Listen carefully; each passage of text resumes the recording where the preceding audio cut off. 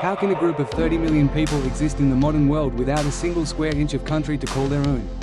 It sounds like a riddle, but this is the daily reality for the Kurds. Most of the tension we see in the news today started exactly 100 years ago in the smoking ruins of the Ottoman Empire.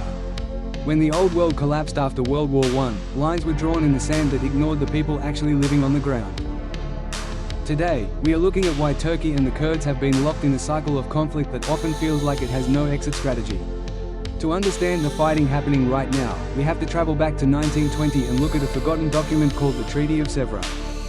Back then, the winning powers of the war actually promised the Kurds an independent land of their own in the eastern regions. But that promise lasted about as long as a summer breeze because a military leader named Mustafa Kemal Ataturk had very different plans for the region. Ataturk led a fierce war for independence to create the modern Republic of Turkey, and his movement was incredibly organized and successful. By 1923, a new agreement called the Treaty of Lausanne was signed, and suddenly, that specific promise of a Kurdish state completely vanished from the map. The new Turkish government was built on the idea of one single identity, one national language, and one flag to unite every person.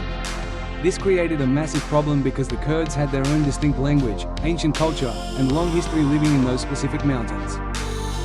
The government began a strict policy of Turkification, which basically meant everyone within the borders had to act and speak like they were Turkish.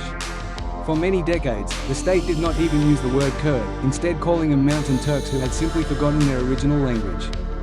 Imagine being told by your government that your entire heritage does not exist and that you are just a confused version of someone else. In the early years, the government even banned Kurdish names and the letters Q, W, and X because they did not exist in the Turkish alphabet. This cultural pressure sparked huge uprisings in the 1920s and 30s, like the Sheikh Said Rebellion, which were met with overwhelming military force.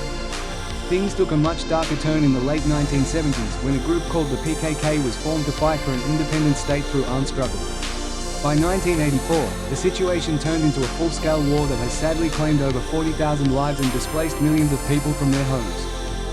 The real tragedy is that the roots of this fight are not just about borders, but about the fundamental right to be recognized as a unique people. While some laws have softened over the last 20 years, the deep scars of the past century make reaching a peaceful deal feel like a distant dream.